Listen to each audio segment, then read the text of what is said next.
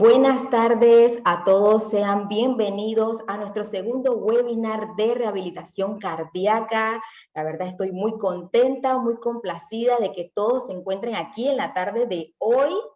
Así que vamos a dar inicio, pero de antemano les comunico que pues vamos a esperar unos minutos también, ya que se están sumando más participantes, por lo que vamos a interactuar un poquito. En la zona de chat me van a contar de dónde nos están viendo, pues para ir viendo y por aquí comunicarles de dónde nos están viendo. Nos pueden escribir a la zona de chat. Ya que en unos minutos vamos a iniciar este webinar, la verdad vamos a tener muchísima información. Excelente, por acá nos están comentando que nos visitan desde la ciudad de Panamá, nos están escribiendo, quisiera que todos con ustedes participaran. Panamá, nos indica Tatiana Cedeño, excelente Tatiana, saludos. ¿Quién más? Participen, escríbanos para que se vayan integrando más participantes. Y, pues por supuesto, adicional a eso, les quiero comunicar que este es nuestro cuarto webinar del año 2023. Acá Diego nos comenta, saludos desde Quito, Ecuador. ¿Cómo no? Saludos, Diego. Y definitivamente le queremos agradecer a todos ustedes por el tiempo y disposición. También les quiero comentar que tenemos en nuestro miembro de equipo, nos acompaña el licenciado Aldair Barrios, se encuentra con nosotros en este webinar acompañándonos, va a estar de la mano con toda la información que vamos a estar ofreciendo aquí en este webinar. Aldair, por favor, cuéntanos. ¿Qué sigue a continuación, Aldair? Muy buenas noches a todos, sean todos bienvenidos a este nuestro segundo webinar de rehabilitación cardíaca. Nos complace tenerlos a todos ustedes aquí con nosotros, muy contentos, la verdad. Es un webinar que va a hablar de mucha información. Vamos a tener a la doctora Sofía Chaverri como primera expositora y al doctor Edwin Rangel, los dos especialistas en medicina física y rehabilitación. Nos complace tenerlos a todos. Espero que se conecten y nos dejen sus preguntas y respuestas para nosotros con muchísimo gusto contestarles. Sin más preámbulos, les presento a la doctora Sofía Chaverri. Ella le va a ampliar el tema un poco de lo que es el músculo, nuestro aliado para gozar de una buena salud. Doctora Sofía, bienvenida. Las cámaras son todas suyas. Hola, buenas tardes. Muchas gracias por la invitación para participar en este webinar. Vamos a compartir la pantalla. ¿Sí se ve bien ahí?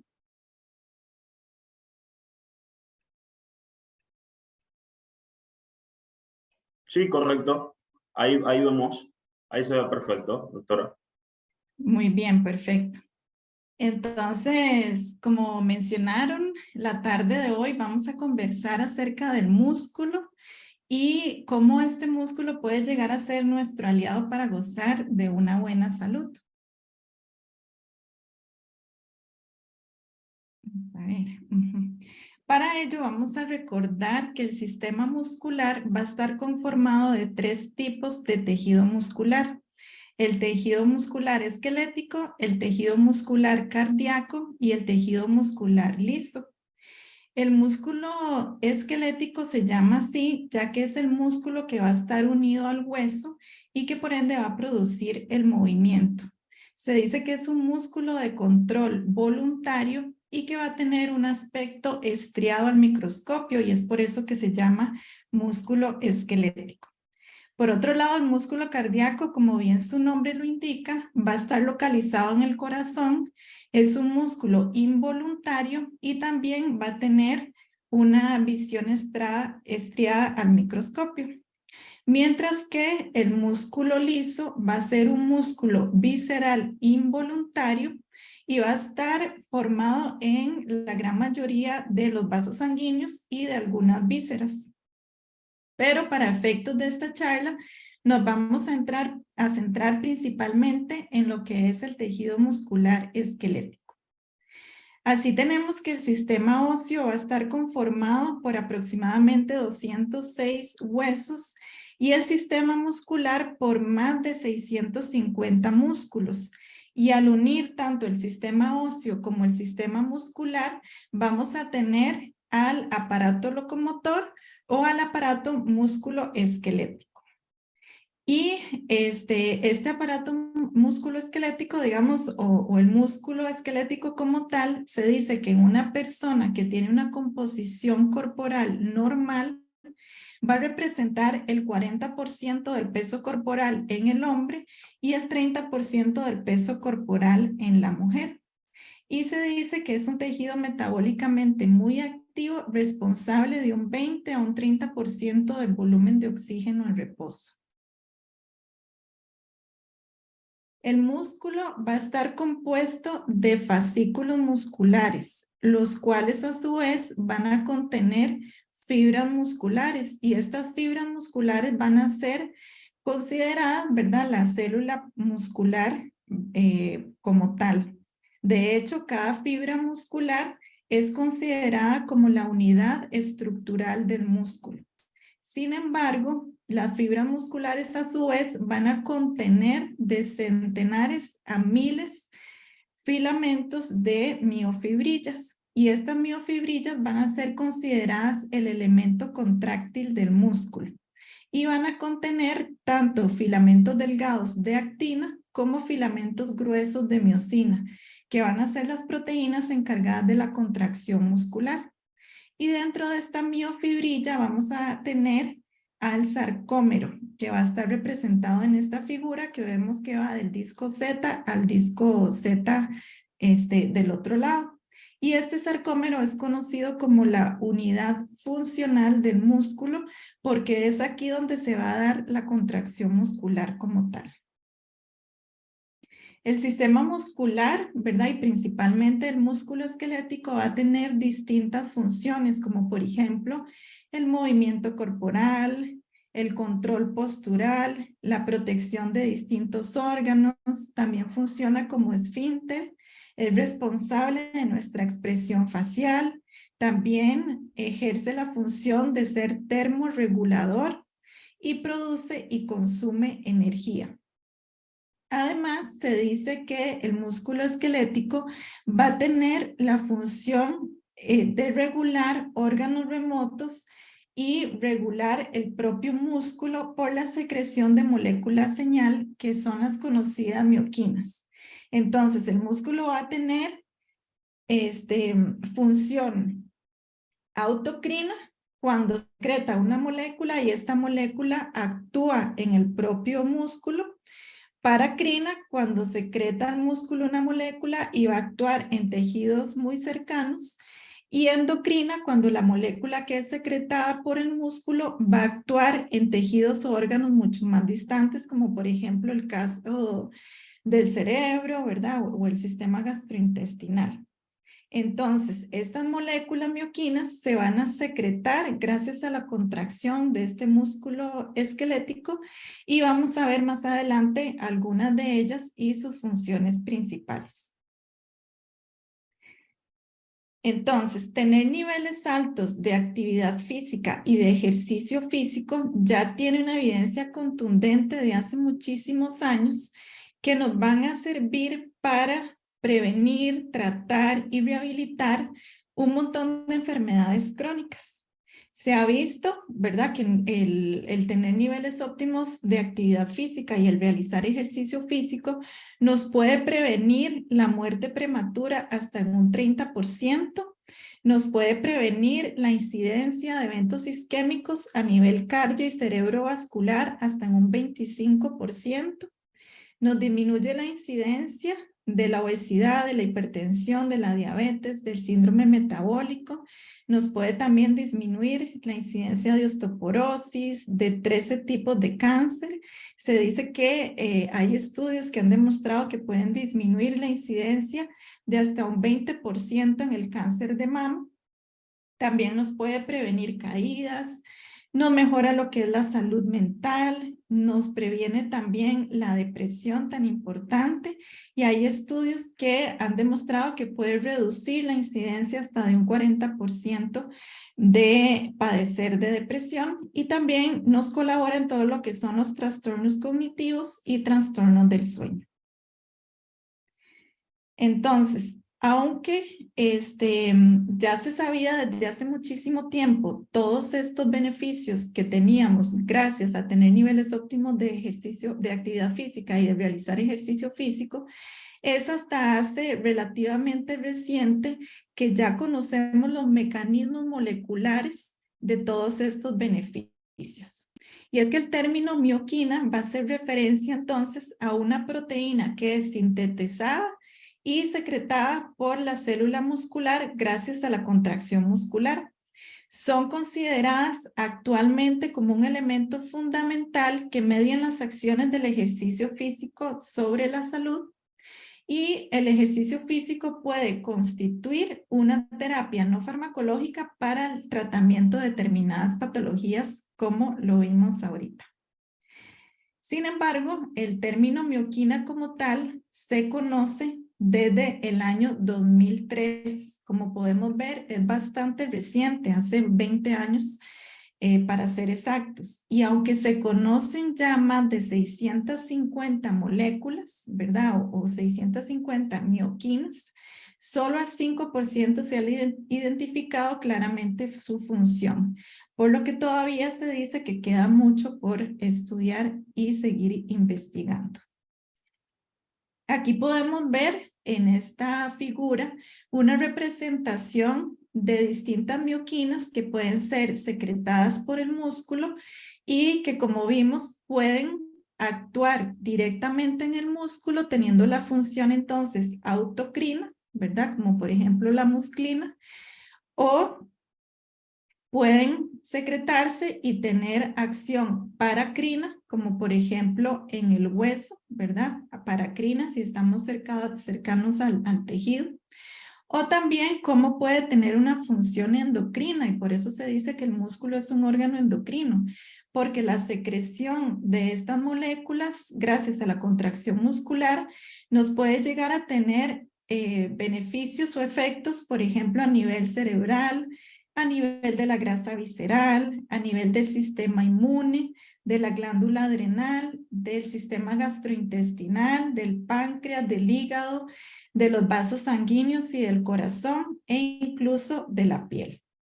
Entonces, vamos a hablar muy brevemente de las principales mioquinas que han sido estudiadas. La primer mioquina descrita en el año 2000, aunque hasta en el año 2003 fue que se le reconoce como mioquina, es la interleuquina 6, que es una proteína compuesta por 212 aminoácidos. La interleuquina 6 puede ser producida tanto por el músculo esquelético como por el tejido adiposo y por células del sistema inmune. Sin embargo, cuando es producida o secretada por el músculo esquelético, es conocida como la isoforma muscular. Y esta molécula va a ser antiinflamatoria y reguladora de la respuesta inflamatoria aguda, ya que la interleuquina 6 liberada por el músculo per se ya es antiinflamatoria y además porque también va a liberar distintas sustancias como el agonista de la interleuquina 1R, la interleuquina 10 y además va a inhibir el factor de necrosis tumoral alfa, que es un potente inflamatorio. Entonces, gracias a la secreción de esta interleuquina 6, vamos a tener efectos beneficiosos para la prevención y manejo de las enfermedades crónicas como vimos anteriormente, porque ya sabemos que la génesis de muchas de las enfermedades crónicas es tener un estado proinflamatorio sistémico de bajo grado, ¿verdad?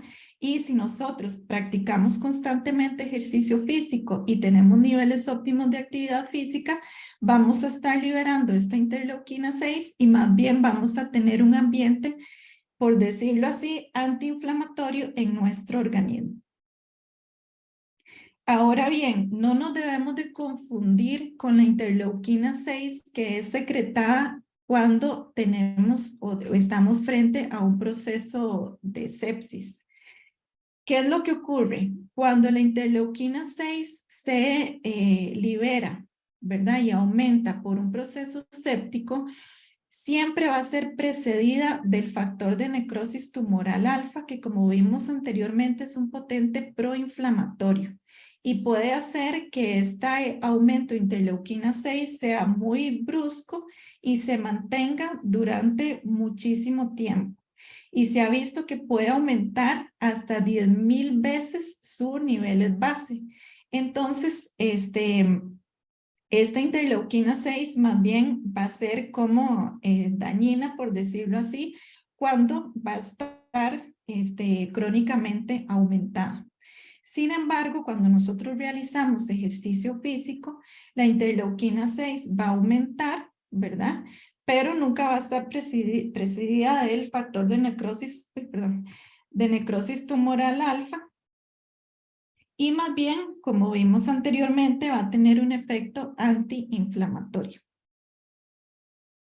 La interleuquina 6 se va a aumentar principalmente con el ejercicio físico aeróbico, ya que aumenta el óxido nítrico y este óxido nítrico va a incrementar la transcripción del gen de la interleuquina 6 en el músculo activo. Se dice que a mayor duración e intensidad del ejercicio físico va a haber una mayor secreción. Y distintos estudios han determinado que se requiere un mínimo de 6 minutos para duplicar la concentración plasmática. Entonces aquí tenemos un ejemplo de que si nuestros pacientes o nosotros mismos decimos que no tenemos tiempo para hacer ejercicio, podemos pensar que con solo 6 minutos que ya nos estemos ejercitando, ya vamos a estar duplicando estos niveles de interleuquina 6 y por lo tanto ya vamos a tener algo de beneficio. Sin embargo, a mayor intensidad y duración, como vimos, pues mayor secreción vamos a tener. Y se ha visto que se requieren hasta 6 horas para que llegue a aumentar hasta 100 veces su concentración. Obviamente no le vamos a solicitar a nuestros pacientes jamás que hagan una sesión de 6 horas, pero sí pueden existir atletas de alto rendimiento o incluso amateurs que pueden hacer sesiones, por ejemplo, de fondos de ciclismo o de deportes de ultrarresistencia que claramente pueden tener sesiones de esta duración. Además, se ha visto que entre mayor masa muscular, mayores niveles también de interleuquina vamos a tener, de interleuquina 6. Sin embargo, ¿qué inhibe la secreción de interleuquina 6? Pues lo opuesto, ¿verdad? El comportamiento sedentario. Ya sabemos que el comportamiento sedentario nos puede generar una resistencia a la interleuquina 6 y además una resistencia a la insulina. Y además se ha visto que el consumo de glucosa durante el ejercicio también nos puede inhibir la secreción de interleuquina 6. Y es de ahí también que en algún momento algunos estudios se han agarrado, digamos, de esto para demostrar un poco los efectos beneficiosos de hacer ejercicio físico en ayunas, aunque no es el motivo, digamos, de esta charla y no necesariamente es que lo esté promoviendo ni mucho menos, pero nada más para comentarles que sí se ha visto que si uno ingiere glucosa durante el ejercicio, ¿verdad? Podemos tener esta inhibición de la secreción de la interleuquina 6. Aquí podemos ver el mecanismo de acción, ¿verdad? De la interleuquina 6, cómo se adhiere a su receptor. Y aquí tal vez lo importante es irnos familiarizando con estas vías de señalización, ¿verdad? Y cómo va a actuar en la MPK, que es un sensor energético que promueve el catabolismo y la regeneración del ATP. Y sobre esta molécula tan importante que es la PGC1-alfa, que va a regular la transcripción de los genes. La interleuquina 6 va a tener receptores en distintos órganos, como por ejemplo en el hígado, aumentando la glucogenólisis, en el intestino, aumentando la secreción del péptido similar al glucagón tipo 1, en el tejido adiposo, aumentando la lipólisis y la sensibilidad a la insulina, y además va a activar la grasa parda, que vamos a conversar de ella un poco más adelante. A nivel musculoesquelético va a aumentar el nivel de insulina y la glucogénesis. Y a nivel del cerebro va a modular el apetito y la ingesta. Y es conocido como una homeostasis energética. Ahora vamos a conversar acerca de otra mioquina, que es la iricina, que es un polipéptido de 112 aminoácidos. Aquí podemos ver entonces que el ejercicio físico, tanto el ejercicio físico aeróbico como el ejercicio de contrarresistencia, sin embargo, se ha visto mayor secreción gracias al ejercicio aeróbico de alta intensidad, va a activar, ¿verdad? Aquí también vemos el PGS1 alfa y posteriormente activa la iricina, ¿verdad? Que va a actuar principalmente a nivel del tejido adiposo y del cerebro. Entonces, a nivel del tejido adiposo, la iricina va a estimular una molécula que se llama la termogenina. Y lo que van a hacer estas moléculas es la marronización o el pardeamiento del tejido graso. ¿Y qué es lo que hacen? Sería transformar el tejido adiposo blanco en tejido adiposo marrón o pardo. Se dice que el tejido adiposo marrón o pardo va a tener niveles más elevados de mitocondrias y va a favorecer la biogénesis mitocondrial, va a ser altamente termogénico y va a favorecer el aumento del gasto energético total, lo cual puede ser muy útil para mantener nuestro peso corporal o en aquellas personas que deseen bajar de peso, pues también va a ser muy útil.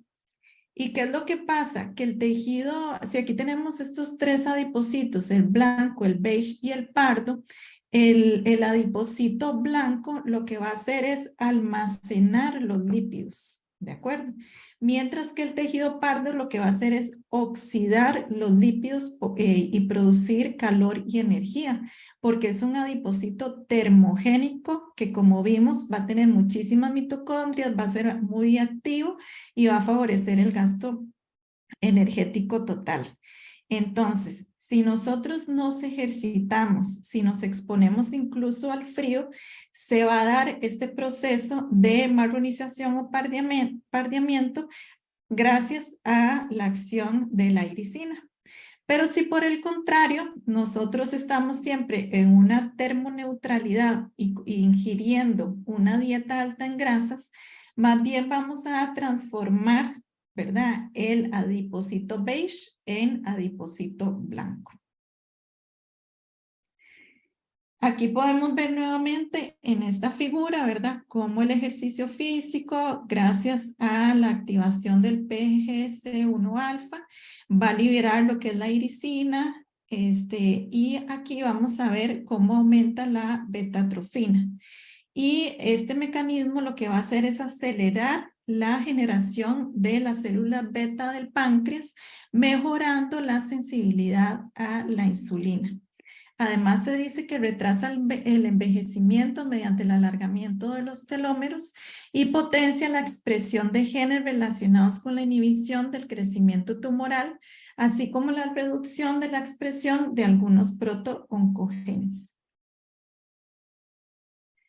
A nivel cerebral, entonces, podemos ver nuevamente cómo el ejercicio, ¿verdad? Si recordamos el ejercicio físico aeróbico, principalmente el de alta intensidad, va a aumentar el PGC1 alfa, que nos va a hacer que aumente la iricina, pero también aquí ya entra otra mioquina, ¿verdad? Que puede ser liberada, ¿verdad?, por el músculo a la hora de hacer ejercicio físico, y estas dos mioquinas pueden atravesar la barrera hematoencefálica y lo que nos hacen es activar el factor neurotrófico derivado del cerebro, que es la principal molécula, ¿verdad?, que nos ayuda a mejorar la neurogénesis del hipocampo, que nos mejora todo lo que es el aprendizaje, la memoria, el estado de ánimo y nos disminuye la depresión.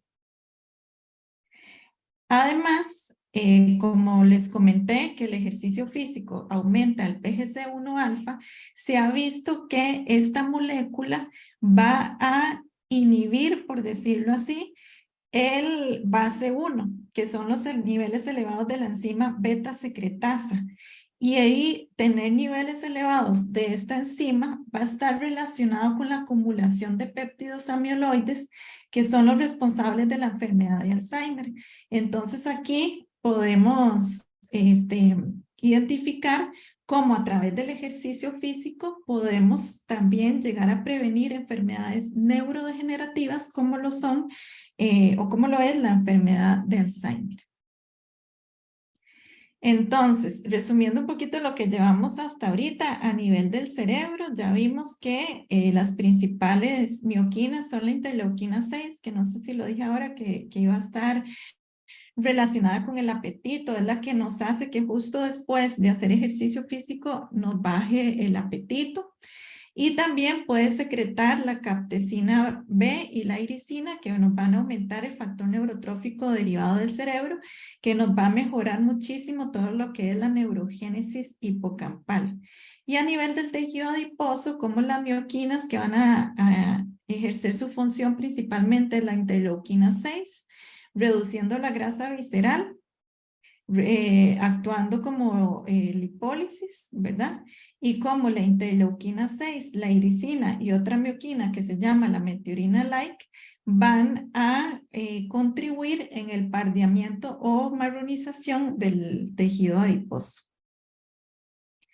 Vamos a conversar ahora de algunas otras mioquinas. Una de ellas es la apelina, que va a actuar principalmente a nivel cardiovascular. Entre sus funciones son la angiogénesis, mejora la función cardíaca, se dice que es inotrópica positiva, lo cual puede ser sumamente beneficiosa en pacientes con insuficiencia cardíaca. Disminuye la presión arterial, favoreciendo la liberación de óxido nítrico, mejora la digestión, y esto va a estar relacionado principalmente con la microbiota intestinal. Tiene control en la ingesta y relacionado con la leptina, que es la hormona reguladora del apetito. También tenemos otra mioquina que actúa a nivel del sistema cardiovascular, que es el factor similar a la folistatina 1, que también promueve la angiogénesis y va a estimular los procesos de revascularización en respuesta a lesiones de tipo isquémico. Entonces va a ser importantísimo en personas que han tenido infartos agudos de miocardio o incluso eventos cerebrovasculares, ¿verdad? La acción de esta mioquina. Y también va a disminuir el remodelado miocárdico y la hipertrofia ante una sobrecarga de volumen, lo que representa una diana terapéutica del ejercicio en pacientes con insuficiencia cardíaca en estadios tempranos. Y por último vamos a hablar acerca de unas mioquinas que van a actuar a nivel del músculo y a nivel del hueso. Para no extenderme muchísimo en esta charla, nada más mencionarles que existen algunas mioquinas, como por ejemplo la musclina, la decorina y el factor inhibidor de la leucemia, que van a ayudar a lo que es la hipertrofia muscular y por ende van a evitar la atrofia muscular. Y se ha visto principalmente en estudios la atrofia muscular relacionada al cáncer, ¿verdad? Por eso también tan importante que los pacientes con cáncer trabajen ejercicios de fuerza. Además, se ha visto que la decorina es antagonista a la miostatina. La miostatina más bien lo que va a hacer es inhibir la atrofia muscular, pero si la decorina inhibe la miostatina, entonces más bien nuevamente se va a favorecer la hipertrofia muscular. Y asimismo tenemos otras dos mioquinas, como por ejemplo el factor de crecimiento similar a la insulina tipo 1 y el factor de crecimiento fibroblástico 2, que estas dos mioquinas van a liberar factores osteogénicos y van a favorecer la formación ósea. Por eso vimos que el ejercicio físico, ¿verdad?, nos puede prevenir todo lo que es la osteopenia y la osteoporosis. Entonces, como vimos, ¿verdad? Realmente son bastantes las mioquinas que ya se han estudiado. Estas son solo algunas de ellas. Hay muchísimo más, pero pienso que estas son una de las que más se han estudiado y pudimos entonces hacer un breve resumen, ¿verdad? De cómo la liberación de estas moléculas pueden favorecer entonces el propio músculo, siendo una función autocrina, tejidos circulantes como por ejemplo el hueso con su función paracrina y muchísimos tejidos y órganos distantes, ¿verdad? Con su función endocrina. A modo de conclusión, podemos, ¿verdad? Afirmar una vez más que el ejercicio es medicina, que el ejercicio nos va a generar muchísimos beneficios, como vimos en una de las filminas, que ningún fármaco, digamos, se puede asemejar, ¿verdad? Nos tendríamos que tomar 100,000 pastillas y ni aún así podrían llegar a superar todos los beneficios que tenemos con el ejercicio físico. Y de hecho hay muchas otras nuevas investigaciones que hablan no solo de las mioquinas que son secretados en el músculo, sino de las exerquinas y cómo distintos órganos también pueden secretar moléculas a la hora de realizar ejercicio. Es decir, que no es solo el músculo que va a secretar la mioquina, sino también, por ejemplo, en el hueso, en el tejido adiposo, se pueden estar secretando otras moléculas que son conocidas entonces como exerquinas, porque son secretadas gracias a la realización de este ejercicio físico. La secreción de las mioquinas por el músculo esquelético entonces va a permitir comprender los efectos beneficiosos del ejercicio, ¿verdad? A nivel molecular. Y ¿qué es lo que tenemos que hacer entonces para que estas mioquinas estén presentes en nuestro organismo y tener todos estos beneficios? Pues muy sencillo, evitar el comportamiento sedentario, tener niveles altos o óptimos de actividad física diaria y realizar ejercicio físico. Sin embargo, sí se requieren nuevas líneas de investigación para desarrollar incluso futuras estrategias terapéuticas. Esa sería la primera charla que les tenemos para el día de hoy.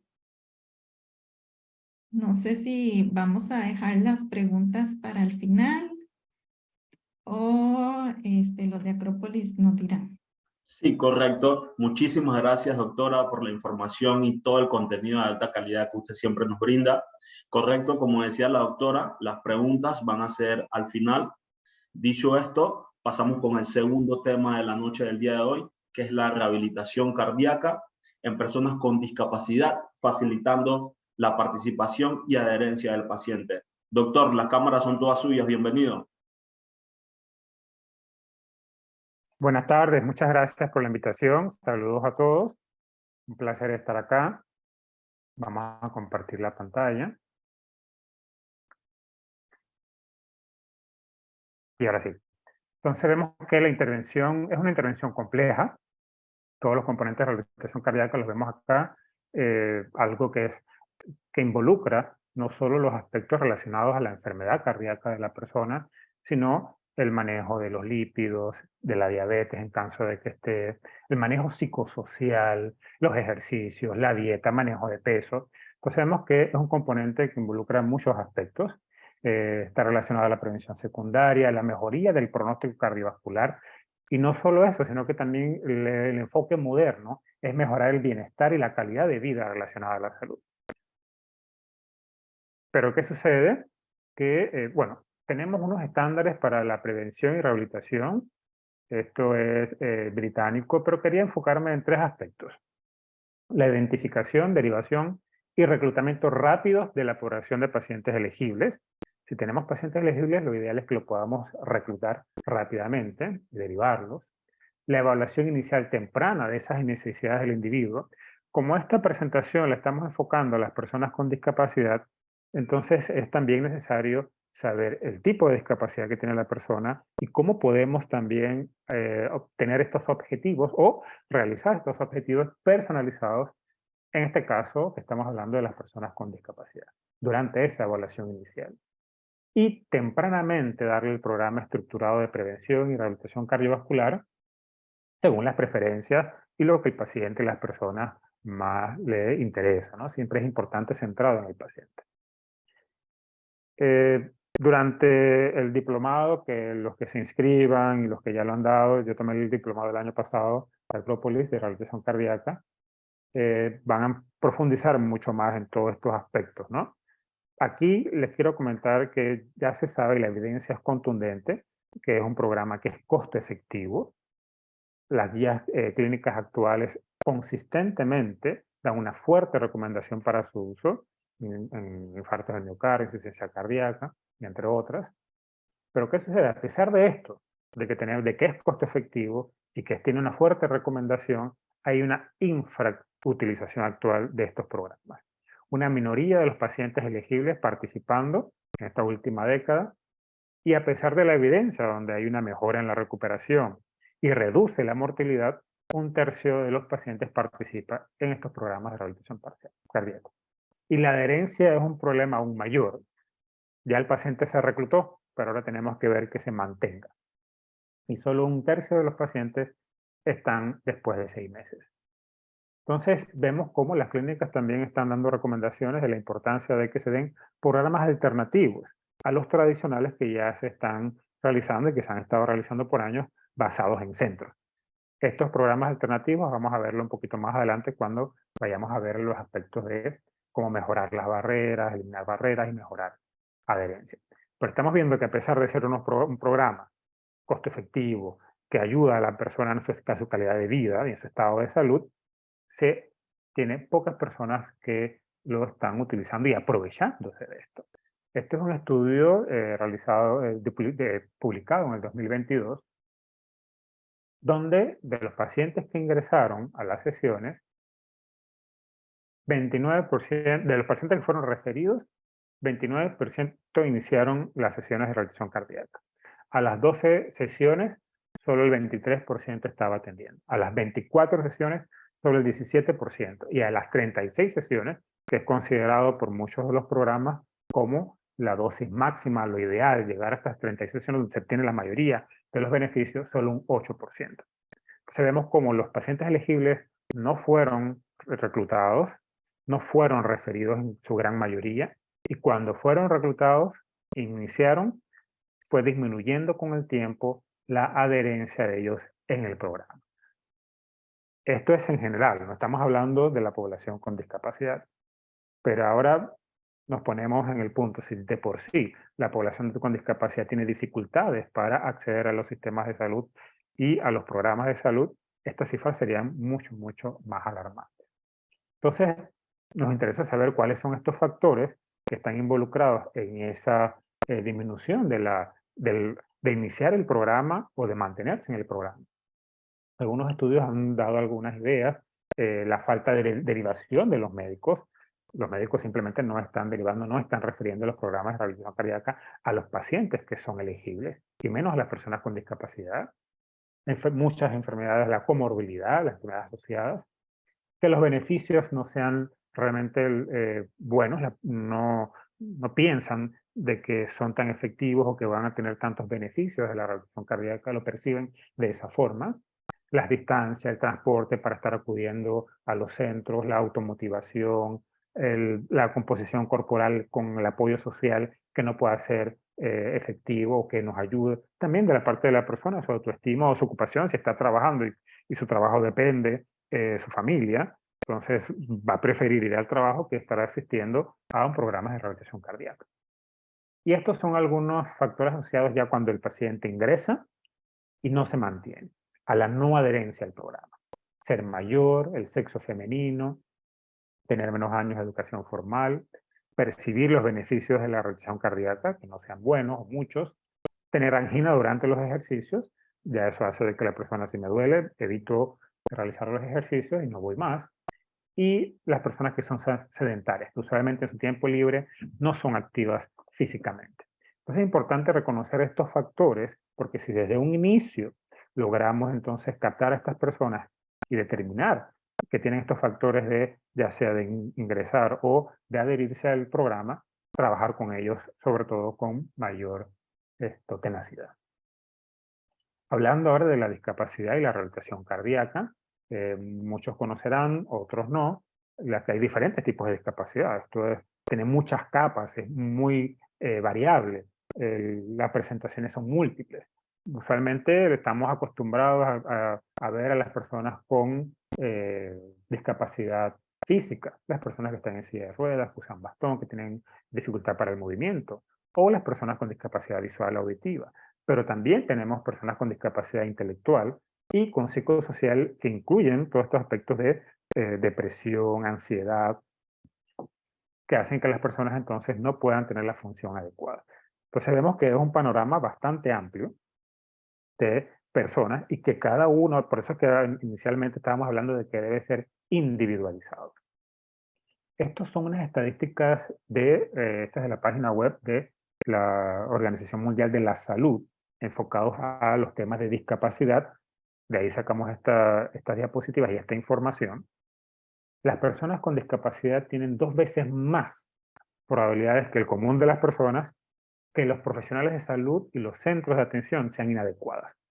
Entonces, si no tenemos adecuadas los centros y las actitudes de las personas, les va a ser más difícil que puedan entonces ingresar a programas como estos de rehabilitación cardíaca. Tienen 3 veces más probabilidades de que se les niegue la atención de salud, 4 veces más probabilidades de que las traten mal en el sistema de salud y, por supuesto, si me tratan mal, probablemente yo no siga asistiendo y disminuimos la adherencia. La mitad de las personas con discapacidad no pueden costearse la atención de salud, 50% más de probabilidades de tener gastos de salud catastróficos. Eso quiere decir que hay tantos gastos de salud que pueden llevar entonces a la familia a la pobreza. Hay personas que requieren sillas de ruedas, pero 5 y 15% de ellos tienen acceso. O necesitan audífonos y un porcentaje muy disminuido pueden tener entonces el acceso a estos audífonos y que nos ayudaría a que esa persona se integre a la sociedad y se pueda integrar a estos programas de rehabilitación cardíaca que involucran muchos aspectos relacionados a educación.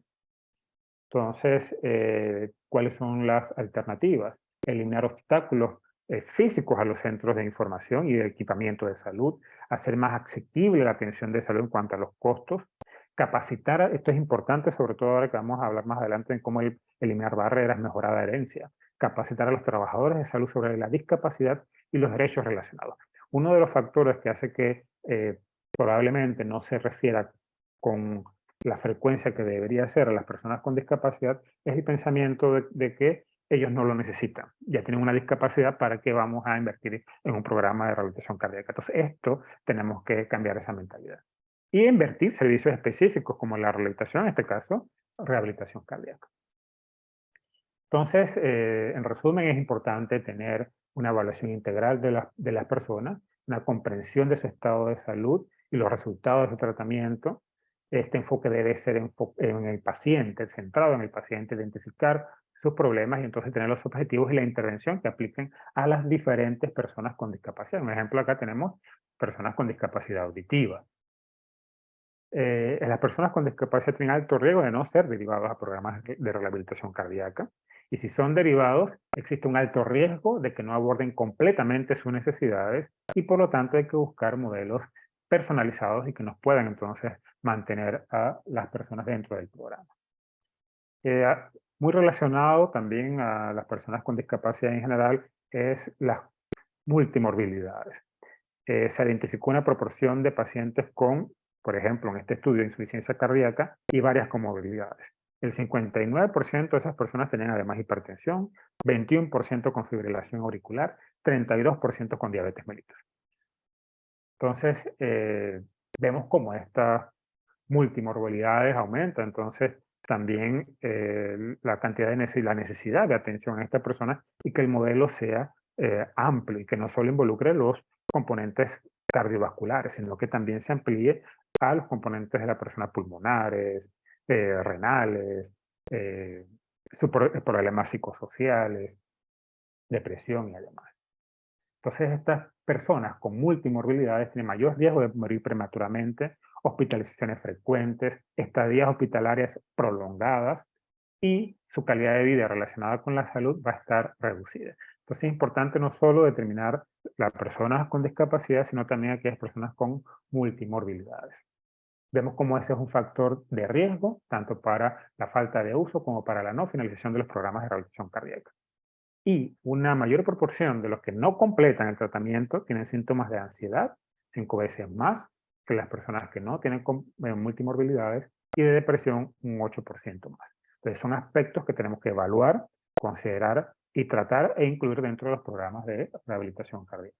No solo los aspectos relacionados al sistema cardiovascular, sino también, por ejemplo, depresión y ansiedad, sabiendo de que esto nos va a llevar a que se disminuya la adherencia.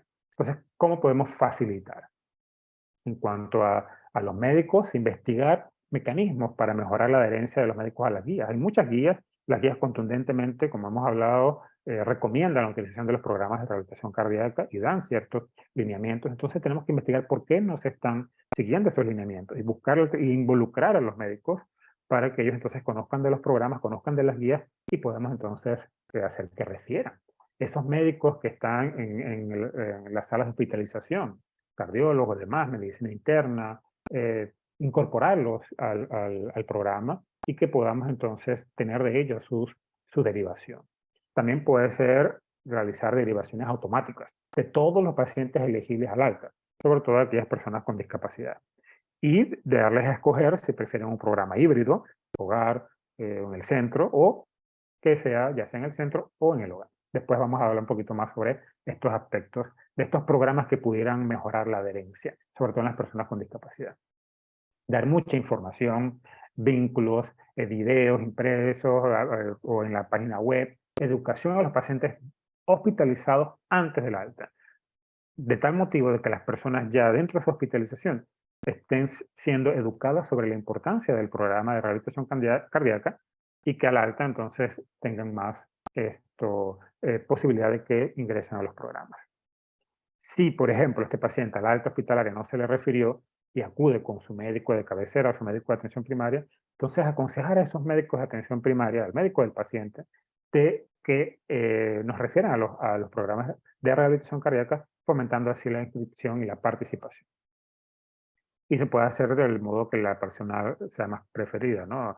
Que la llamen por teléfono, mensaje de texto, por WhatsApp, correo electrónico.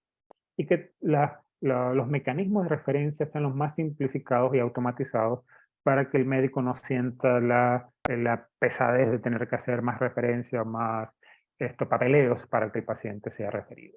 Entonces tratar de que sea lo más simple y lo más automatizado, como, de tal forma de que las personas elegibles puedan ser referidos. En algunos países se ha considerado hasta hacer incentivos por derivaciones, por inscripción y por finalización, sobre todo en programas de tipo privados o sistemas donde el sistema de salud está involucrado también mucho en estos programas privados que pueden tener ciertos incentivos a los médicos que refieran y también para los pacientes darle algún incentivo. O sea, son ideas que nos pueden ayudar a que aumente la referencia hacia los programas de rehabilitación cardíaca. Entonces, apuntar, identificar estas minorías raciales, mujeres, adultos, mayores, personas con discapacidad, grupos rurales, aquellas personas que están socioeconómicamente desfavorecidos, que son los que tienen menos probabilidades de inscribirse y completar un programa de rehabilitación cardíaca. Era lo que hablábamos, si ya tenemos estos factores de riesgo, ya los conocemos, detectarlo tempranamente, si está hospitalizado antes de la alta hospitalaria, y entonces identificarlos y darle seguimiento. Y el personal que está ya en los programas de rehabilitación cardíaca debe asegurarse que estos médicos, que son los que derivan, no tengan un sesgo inherente en contra de derivar a estos pacientes, sobre todo las personas con discapacidad, los pacientes mayores, pensando de que no tienen ningún beneficio y para qué hacerles la referencia o para qué derivarlo. Entonces, asegurarse de que ellos no tengan ese sesgo inherente, ¿no? Y luego que estén dentro del programa, fomentar el apoyo a largo plazo, educar a los médicos de familia, a los médicos de atención primaria, y a entrenarlos en hacer un seguimiento de la persona, de cómo va la actividad física, cómo va su estado físico. Entonces, estos pacientes de riesgo que hemos estado comentando, educación, lo principal, educación, y ellos, sobre todo los de riesgo a no tener adherencia, a no ser referidos, es mejor derivarlos a un programa de rehabilitación cardíaca formal ya que la probabilidad de mantenimiento es mayor. También los pacientes van a tener cierta percepción sobre las barreras frente a la adherencia. Entonces es importante también educarlo y que el cuerpo de profesionales de salud estén constantemente estimulando para que se mantenga dentro del programa. Entonces vemos cómo, aquí vemos la imagen, el programa de rehabilitación cardíaca, y vemos cómo el incentivo para que la persona ingrese al programa es la educación. Si educamos a nuestra población, vamos a tener entonces mayores resultados.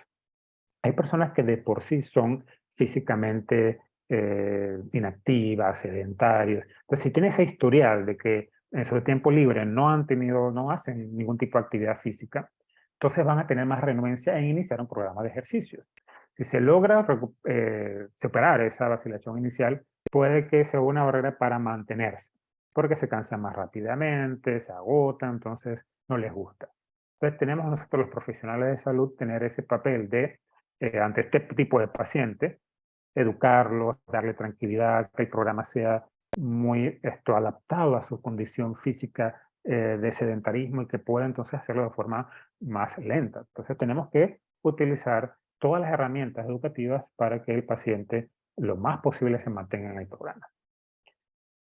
Promocionar como un programa que no solo es, como hablamos inicialmente, para las enfermedades cardiovasculares, sino que reduce los riesgos múltiples, abordando todos los factores de riesgo, factores de estilo de vida, en lugar de solo lo que es dieta y ejercicio, un sueño reparador, los aspectos psicosociales, que la persona tenga tiempo para viajar, bajar de peso. Entonces, que todos estos factores importantes también abordarlos, estos programas de reducción de riesgo múltiples.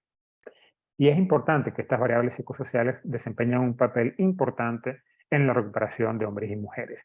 Pero como hemos visto, las mujeres siempre están marcando como aquellas que menos se mantienen dentro de los programas. Entonces sería adaptarse específicamente al género para que sean más efectivos.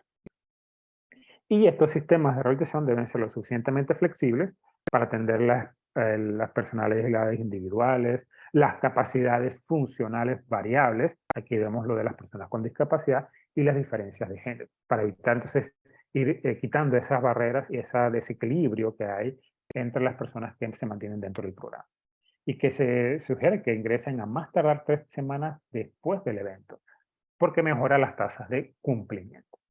Este es una imagen de un artículo que tiene la referencia, donde nos hacen un resumen, ¿no? Cómo mejorar la referencia, ya sea por llamadas, por cartas, en las referencias automáticas, mejorar entonces que el paciente ingrese dentro del programa, tener esa alianza con el staff de rehabilitación cardíaca, que rápidamente se haga la inserción y la resolución dentro del programa, la educación del paciente, que eso es lo que hemos estado viendo en estas últimas diapositivas, que es fundamental, y luego la adherencia.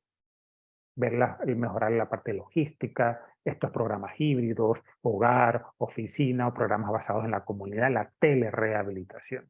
Y es ahí a lo que vamos. Entonces estos programas de rehabilitación cardíaca en casa son una tendencia más reciente y sobre todo que luego de la pandemia de COVID-19 nos ha empujado a utilizar con más frecuencia todo esto de telemedicina, ¿no? Y las opciones de manejo del paciente en casa. Mayor accesibilidad, reducción de costos hospitalarios y beneficios en pacientes, sobre todo aquellos que son de bajo riesgo cardiovascular. Hay programas, esto es un programa del Reino Unido, aquí tienen la referencia, donde el paciente enfocado a personas con insuficiencia cardíaca, en las cuales se les daba un manual de insuficiencia cardíaca, un CD de relajación, vemos que hay un componente también enfocado a los aspectos de disminución de estrés, opciones de ejercicios, ya sea caminar o en silla, como vemos aquí en el video. Se va registrando el progreso de los pacientes y además se dan recursos a los familiares y a los amigos para el cuidado de la salud de la persona. Entonces, las formas de rehabilitación cardíaca en el hogar y en un centro parecen ser igualmente efectivas para mejorar los resultados clínicos y la calidad de vida de los pacientes de bajo riesgo. Esto es de una revisión sistemática de Cochrane del 2017, en la cual esta era una de las conclusiones. Y la elección de participar en un centro tradicional y supervisado o de un programa basado en el hogar debe reflejar la preferencia del paciente individual. Entonces, que son igualmente efectivas. Aquí tenemos una tabla donde podemos ver un resumen de lo que hemos estado hablando, beneficios y riesgos de los programas basados en casa, de rehabilitación cardíaca, bajo costo, que el paciente que se pueda trabajar individualmente el tiempo de planeación del paciente, mayor privacidad porque lo está haciendo en casa, mayor independencia y flexibilidad. Estamos eliminando un poco las barreras en cuanto a las distancias, las barreras de transporte, no tiene que trasladarse el tiempo, se ahorra tiempo, y que puede integrarse fácilmente a las actividades de la vida diaria. Algunas desventajas es que ya no se tiene ese contacto cara a cara personalizado, puede haber un poco de deficiencia en cuanto a la supervisión y comunicación, una ausencia de interacción social, hay alguna preocupación sobre los aspectos de seguridad y y pacientes de alto riesgo que realicen esos programas en casa y no tengan a alguien que los esté supervisando profesional de la salud directamente. No hay unas suficientes guías que estén publicadas enfocándose específicamente a cómo realizar los programas de rehabilitación cardíaca basados en la casa, y algunos pacientes, algunos aspectos médico-legales que cada vez tenemos más personas que pueden estar demandando si les sucede algo. Entonces esa claridad no tan clara, que no haya tanta claridad en cuanto a estos aspectos médico-legales, también puede ser una de las desventajas. Vemos que no solo puede ser el programa centrado en un centro hospitalario, sino que también puede ser en un hogar, y también pueden haber programas híbridos, donde inicialmente esté la persona en el centro, se le den todos algunos de la introducción, a los programas educativos, y luego a largo plazo se mantiene en el hogar con un soporte tecnológico, ya sea con el WhatsApp, o por las llamadas, o por el correo electrónico, o videollamadas, ¿no? Y ahí vamos a los aspectos de tecnología inteligente, que son dispositivos o sistemas automáticos conectados a internet, interconectados con otros dispositivos, y que entonces podemos responder en tiempo real dependiendo de las necesidades del paciente, y que puede entonces el proveedor de salud obtener toda esa información que el paciente entonces está transmitiendo por sus diferentes dispositivos, ¿no? Puede ser realidad virtual, salud móvil con teléfonos inteligentes, tabletas, dispositivos que tengan internet, los dispositivos portátiles que pueden llevar las personas puestas, como los relojes o ropa inteligente, terapias digitales, asistentes por voz. Entonces son vistas como prometedoras, mejora la atención del paciente y los resultados de salud a través de plataformas educativas, un monitoreo avanzado de los síntomas, puede haber una asistencia remota por parte del sistema de salud, y respuesta, podemos estar viendo cómo van las respuestas al tratamiento, en este caso, a los programas de rehabilitación cardíaca. Y en algunos casos, estas tecnologías nos pueden dar entonces comunicación en tiempo real con los proveedores de salud. Esto mejora la autogestión por medios digitales. La persona puede tener más control de su enfermedad y poder entonces empoderarse, ¿no? Junto con opciones tradicionales, y permite entonces que, independientemente de su edad, la persona pueda entonces participar activamente y tomar decisiones que mejoren su calidad de vida.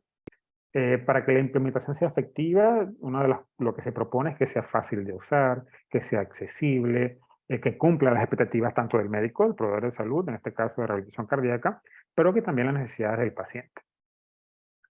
Desafíos, sabemos mucho que en los adultos mayores, la minoría, por los costos, va a crear una brecha. Falta un poco de estándares de buena práctica y promoción de tecnología para la gestión en las guías clínicas, que era lo que estábamos comentando, ¿no? Falta un poco de guías clínicas que nos promuevan no solo los programas de rehabilitación en casa, sino también la promoción de estas tecnologías para la autogestión. En adultos mayores es menos probable que adapten la tecnología, barreras para su uso, falta de familiaridad, y en ellas se ha visto que quizás sea un poco más fácil iniciar con relojes inteligentes, que nos puedan dar entonces más información de lo que está haciendo el paciente. Entonces, aquí vemos una imagen de cómo se ha ido la evolución de la rehabilitación cardíaca de los años 50, cuando inicia, con ejercicio, luego los estilos de vida, luego ya estos programas con algunos componentes para casa, este tercer punto, ya luego híbrido, que es casa y en el centro, y ya el futuro que puede involucrar hasta no solo la tecnología que está asistida y la telemedicina, sino hasta la inteligencia artificial. En este año ha estado muy de moda todos estos elementos de inteligencia artificial que uno le hace preguntas y que te van resolviendo tus inquietudes en general, ¿no? Y en este caso de rehabilitación cardíaca. Entonces, el futuro nos puede traer estas cosas. Y al final lo que queremos es que todos tengan la opción de participar en los programas de rehabilitación cardíaca, principalmente las personas con discapacidad. Quería traer estos conceptos para terminar de igualdad y equidad. La igualdad es que a todos les damos lo mismo, pero si logran ver, si a todos se les da lo mismo, si hay una persona con discapacidad, puede que no tenga acceso, enfocándonos a rehabilitación cardíaca. No va a tener acceso para entrar al programa, como este no tiene acceso para ver lo que está sucediendo. Entonces, la equidad, sí, entonces lo que nos habla es dar todo lo necesario para que esa persona pueda entonces ingresar al programa de rehabilitación cardíaca, que sería en este caso. Todos logran obtener entonces el fin, el objetivo. Esto es la equidad.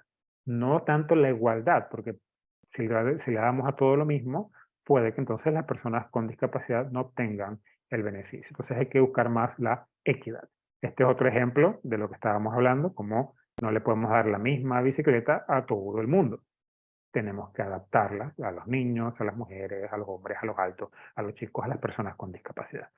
Entonces realmente esto era nada más un enfoque muy general, en estos 20-25 minutos, que fuéramos viendo algo muy puntual que durante el diplomado se va a ir desarrollando y que podrán ver algunas herramientas que le permitan a más personas poder beneficiarse de estos programas de rehabilitación cardíaca que de verdad van a cumplir un objetivo no solo en los aspectos de salud cardiovascular, sino en general en la calidad de vida de las personas. Muchísimas gracias, doctor Edwin. Está siempre brindándonos información de alta calidad. Muy contento de tenerlos aquí, al igual que todos los participantes. Tenemos dos preguntas. Dice, ¿será clave el trabajo multidisciplinario? Esta pregunta va dirigida al doctor Edwin Rangel.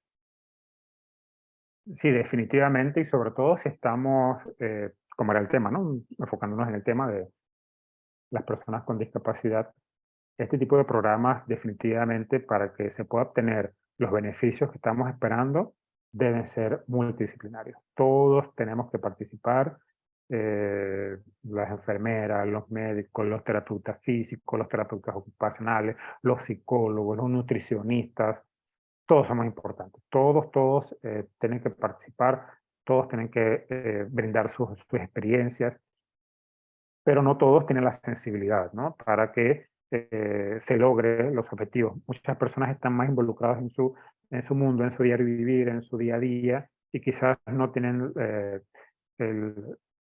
el tiempo, ¿no? Para poder dedicarle a los pacientes que puedan entonces beneficiarse de esto. Pero sabemos que estos programas no están tan disponibles, y una de lo bueno de este tipo de diplomados que se han estado realizando es eso, es lograr que entonces todos estos profesionales, todos los que estamos involucrados en la rehabilitación cardíaca, estemos martillando a nuestros dirigentes, a nuestros directivos, a nuestros jefes, ya sea a nivel privado, ya sea a nivel público, de la importancia de tener estos programas de rehabilitación cardíaca a nivel del Ministerio de Salud, Caja de Seguro Social, hospitales privados. Algunos contarán, otros no, estarán trabajando con pocos profesionales, pero iniciar con algo y poco a poco entonces ir creando. Pero definitivamente es fundamental que todos estén participando, pero como vieron en las primeras diapositivas que le comenté, debe ser personal que esté capacitado y por lo tanto tiene que involucrarse y capacitarse para poder entonces tener las herramientas y ayudar a las personas. Gracias por la pregunta. Muchísimas gracias, doctor. Gracias por la respuesta. Acá tenemos otra pregunta. La licenciada Emily Batista nos dice, ¿el ejercicio isométrico activa de igual manera la L6 que el ejercicio físico activo?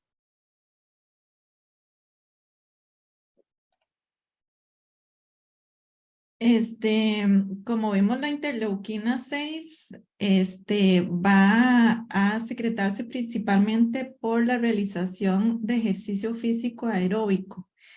Esta interleuquina como tal Sin embargo, como es motivada por la contracción muscular, digamos, no dudo que de igual manera a la hora de realizar un tipo de contracción isométrica, también vaya a haber alguna liberación de interleuquina 6 y de algunas otras mioquinas, ¿verdad?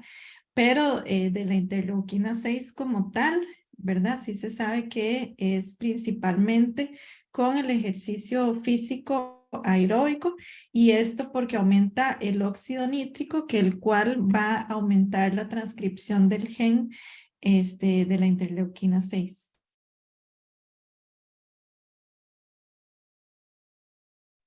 Perfecto, doctora, muchas gracias por la respuesta. Y acá tenemos la última pregunta, parte del licenciado Juan Aguilar, que dice, a nivel privado como terapeuta, ¿debo realizar un programa de manteniendo físico conjunto con un médico fisiatra o cardiólogo?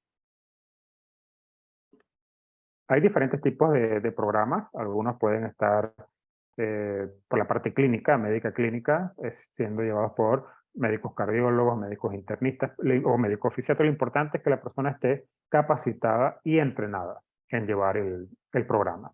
Porque puede ser un médico fisiatra, médico de medicina física y de rehabilitación, pero no tiene entrenamiento.